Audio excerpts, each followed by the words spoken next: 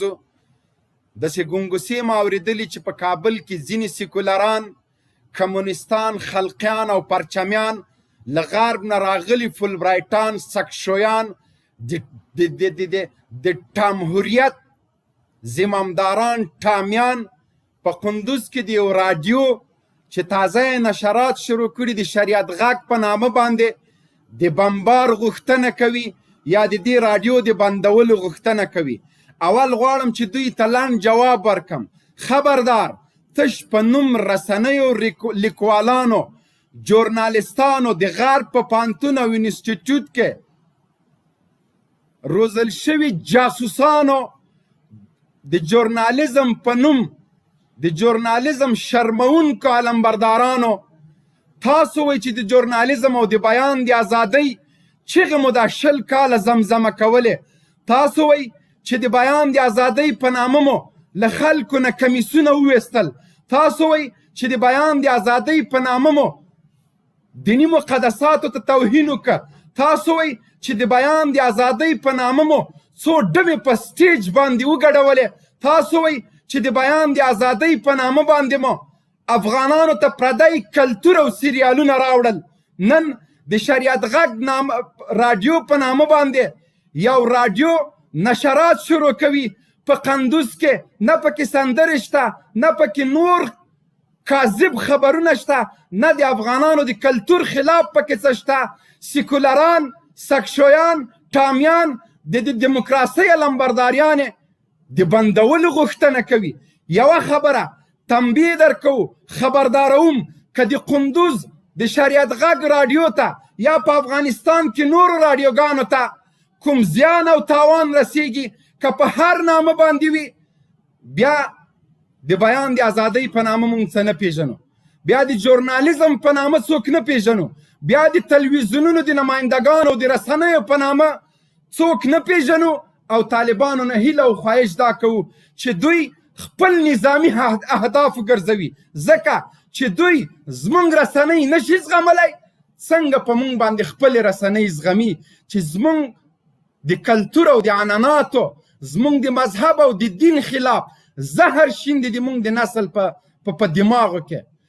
نو که د شریعت غږ رادیو د بندولو ادنا کوشش هم کیږي، د ټولو افغانانو غوښتنه دا ده چې د ژورنالیزم د رسنۍ د اخبار په نامه باندې بیا باید څوک پاتې نشي، نظامی هدف وګرځول شي. دوی ډیر سپین سترګې شول، دوی ډیر له غرب نه راغلي فولبرایټان نیغ نیغ شول. وخت چې بالمثل جواب دوی ته ورکول شي، همدغسې د دوی ژورنالیستان، د دوی رسنۍ، د دوی جریدې، د دوی اخبارونه، د دوی تلویزیونونه تر هدف لاندې ونیول شي، بیا به کله هم زمونږ رسنۍ او د شریعت غږ رادیو باندې څوک تاخت و تاج ونه کړي. سیکولرانو واورئ، بیا به چېرته په کوم تلویزیون کې د تاسو غږ لا څوک وانه اوري. د تلو نیوز کباب شوي خبریالان خو مو ولیدل. مه کوئ، بدماشي مه کوئ، سرزوري مه کوئ.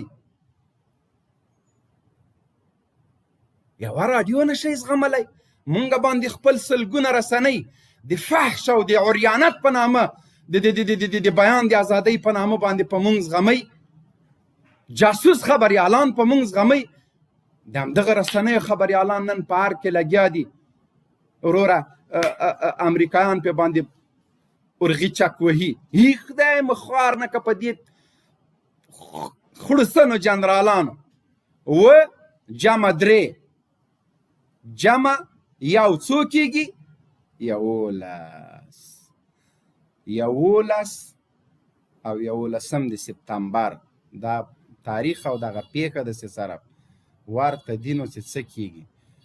9 امریکایي عسکر، جمع 3 سپي، جمع مفعول د اردو جنرال. واه واه، دا بیا سرحدات راته نیسي. دا چی شی کېږي؟ دنه جوړېږي 11 سپتمبر. صحیح شو؟ 11 سپتمبر له دې نه جوړېږي. 9 جمع 3 سپي، جمع یو مفعول بې ضمیره د امریکایانو روزل شوی جنرال څو شو؟ 11 سپتمبر. واټ از ډز. ښه تاریخ مو جوړ کړه. هیڅ شرمېدله. خبریالان دي، رسنۍ دي، تلویزیونونه دي، جریدې دي، اخبارونه دي، رسالې دي، پوهنتون ده، انسټیټیوټ ده. ای خدای مو غر که، بیان ازادي ده، دموکراسي ده، جمهوریت ده، ملل متحد ده، هومن رایتس ده، صلیب سرخ ده، حقوق بشر ده. عجیبه نومونه دي. پړانګ ده، ناټو ده، امریکا ده، آیساف ده، نړیوال قوتونه دي، B-52 ده، د بمونو مور ده، کروز ده، میرین اسکر دي، بحري ځواکونه دي، سمندري ځواکونه دي، د اوسپنو د پنجې عملیات دي، بحري عملیات دي، طوفان ده، د زمري داړې دي. د طالب یوې بوشکې هر څه ورته تس ناز کړل. نن مو یوه راډیو نشئ زغملی. څه کوئ خیرات خدا؟ دا هر څه مو هغه طالب چې باید یا وژل شوی وای او یا د زندان د تورو تنبو شاته لوېدلی وای، نن په نړیوال سټیج کې راڅرګندېږي. نن امریکا ته دوه اپشنه ورکوي چې یا به له افغانستان نه وځې یا به د دلته ککرۍ خاورې کېږي. دا د جهاد برکت ده. که دا جهاد و، دا غازیانو، دا اسلحې وې، دا زمري و، دا زمونږ سره قطعات او لیزري قطعې وې، انشاءالله العزیز د امریکانو ټولې دسیسې به له خاورو سره خاورې کېږي. د اشغالګرو او د هغوی د روزل شوي جاسوسانو ټول پلانونه به خنثی کېږي. مونږ له مرګ نه مه ډاروئ. امریکایان دی د جګړې په وسایلو، په دې استخباراتي لوبو، هغه څوک نه ویروي چې 20 کاله له دوی سره په دغه استخباراتي لوبو کې لوبېدلي ځوانان دي او د دوی ټول پلانونه یې شنډ کړي دي. جهاد به تر هغه پورې جاري وي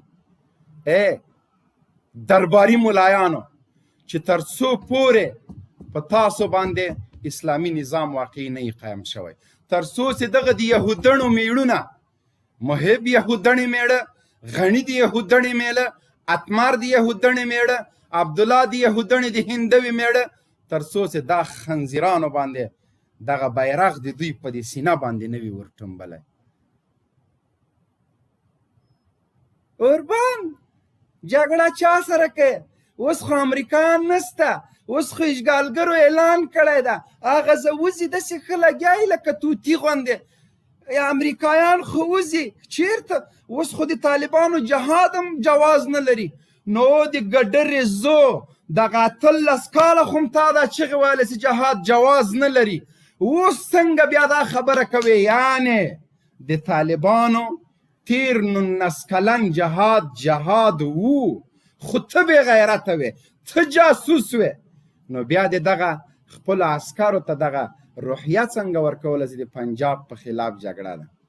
خو ته په خپله وایي چې د امریکانو غني یم وایي ته چې وایي د امریکانو پیغورونه راکوې او ته نرشه له پنجابه راووځه. ای کوړه سریه، پکه شټه سریه، ته هم د خبرو سولې. خر په ونه خیزوه، شیرونه لملمه کوه، د تا یې په سیاست څه ارګ نه د فاحشه خانه جوړه کړې ده. لایف شیر کوي کنې لکړه مې څنګ کې ایښې ده، که روا مې خیسته داسې وډبوم چې تاسو مو آفرین. او لږ تاسو ته م وایم چې خپل د ګټې او د تاوان جای پیژنئ. بس فیسبوک هم راخیستی ده اوس یې څه په طبیعت برابر یې ډز. ولې نن د ټولې نړۍ سترګې تا ته دي طالب جانه، نن ټوله نړۍ تا ته متوجه ده، د ټولې نړۍ دښمن او دوست. نن د عربو د عجمو مسلمانان د تا په کارکردګۍ او د تا په افتخاراتو باندې ځان قرباني، فخر پې باندې کوي. نن په هر مانځه او په هر منبر او په هر جماعت کې د تا د کامیابۍ دعاګانې کیږي. ته یوازینی امید د مسلمانانو لپاره، ته یوازینی هغه څوک چې د نړۍ د مسلمانانو د زړه تڼاکې د ماتې کړلې، ته یوازینی هغه غازي ځوان او اتل طالب جانه چې د نړۍ د مسلمانانو په ارمانونو باندې پوره ووتلې. د نړۍ سترګې درته دي، ډېر متوجه اوسېږه. ولس د زړه ته رانږدې که هغه څه وکړه چې ولس مسلمانان له تا نه امید او ارزو لري. ته د نړۍ د مسلمانانو دپاره یو سپېڅلی الګو یې. ګوره چې مسیر او لار د خطا نشي. ګوره چې د استخباراتي دسیسو د استخباراتي جاسوسانو د پلانونو ښکار نشي. ګوره چې دغه رښتینی مسیر نه د څوک خطا نه کړي. ګوره چې په خپلو دغو سپېڅلو کړېدلو د سنګر د اتلانو نه راوتلي په بدن ټوک ټوک مشرانو په مسیر باندې د څوک غلط نه کړي، څوک د اشتباه نه کړي، څوک د بدګمانه نه کړي. ستا مشران سپېڅلي مشران دي. تا ته الله پاک داسې مشران درکړي دي چې دغه د تا د قربانۍ او د تا د وینو او د تا د شهادتونو ښه پوره نمایندګي په نره باندې وکړله. په نړیوال سټیج باندې د تا د غیرت او د تا د سرښندنو ستاینه وکړله. نړۍ ته وروپېژندلې، ته خرڅ نه کړلې، د تا د وینو قدرداني یې وکړله. د تا د وینو د تا د قربانیو د ساتلو په خاطر باندې خپله ځان په خطر کې واچوه، خپله په شهادت ورسېده، کور یې بمبار شو، زندان یې تېر که، لیکن ستا وینو سره یې خیانت ونه که، ستا قرباني یې وساتله. مشران زمونږ د زړه سرونه دي.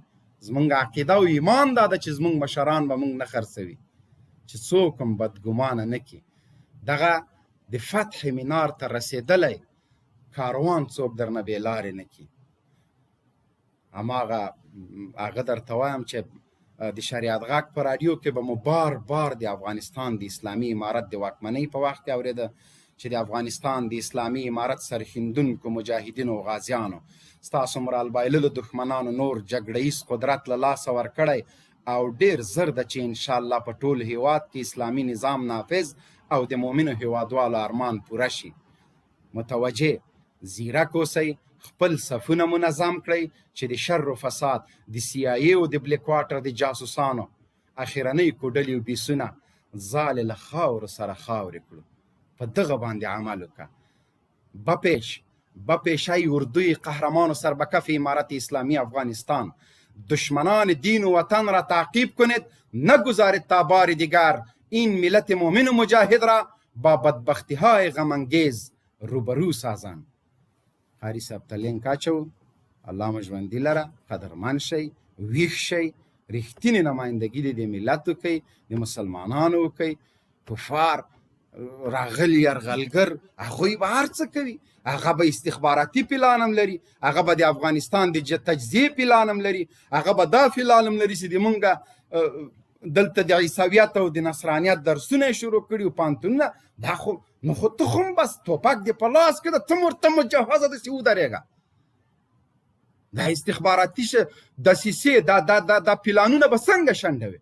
خو د توپک په زور امریکان په یوه خبره پوهېږي چې هغه د توپک د لیزري شپېلۍ ده، په دغه ژبه به ورسره غږېږي، نورو ژبو باندې نه پوهېږي. امریکایان اشغالګر صلیبیان جرمني ته د فکر نه و، وایي 2022 پورې پاتې کېږم. هماغه وخت مې درته ونه ویله چې جرمني غلام ده.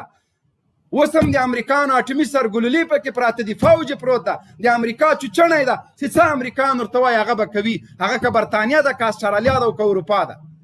هماغسې ونه سو. اوس په منډه ده، وایي زه له امریکانو نه مخکې ودرېږه. چیرې ځې؟ چیغې وهي چې زه له امریکانو نه مخکې ځم. فرانسویانو نیکولا سرکوزي د هغه وخت د فرانسې ولسمشر په تګاو کې د دوی پوج پروت و. امریکایان وتل، د فرانسې ولسمشر ته یې چې نه دا جګړه زه کوم. دومره بدماشان راغلي وو. فرانسویان بیا په دې اروپایي اتحادیې کې فوج لږ سرکشه ده، خو چې کله خدای پاک په باندې دا د مونږ غازیان ور برابر کړه چې یو دم ورته یو 200 سلاته کړه، په خپله جنازو پسې راغی. تر ټولو لومړی انخلا د عساکرو فرانسویانو وکړه. دا د توپک په ژبه باندې پوهېږي. کنې د سرکوزي د هغه وخت خبرې راواخلی چې سرکوزي خپل فوج او خپل ملت ته څه ویلې چې امریکا که دا جګړه پرېږدي زه نه پرېږدم. هغه دومره په خپل فوج باورمن و، دومره په غرور کې و. لیکن چې کله یې ګزار ولیده، فرانسویانو نه یې داسې چکني جوړه کړله، خپله جنازې راغللې، مردار یې په خپله ویوړلې، تر څو د فرانسې ملت ورپسې راجګ نه سي، خلک ورپسې راجګ نه سي، او هغه مردار یې په دې نامه ویوړه چې دا په عراق کې مردار شوي دي.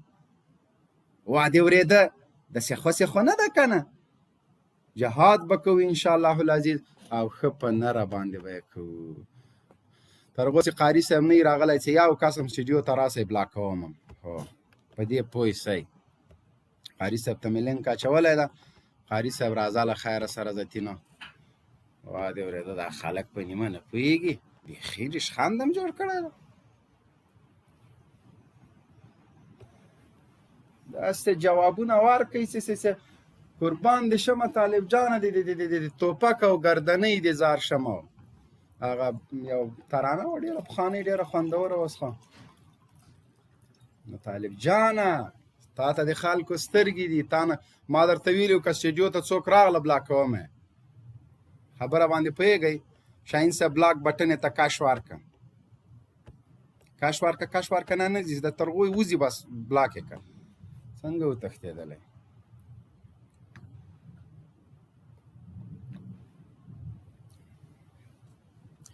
راسي دلته وروره ګله فرانسویانو نه تاسو خبر یې جرمنیانو بل چکیانو به چې بدماشي درته شروع کړه اوس پر داسې خاو ده چې ورته اول د مای تایران دي چې اوس څه کېږي اوس لایف شیر کوي د سره تا لکړه راکړه څه سوله تا خلک لایف نه شیر کوي لایف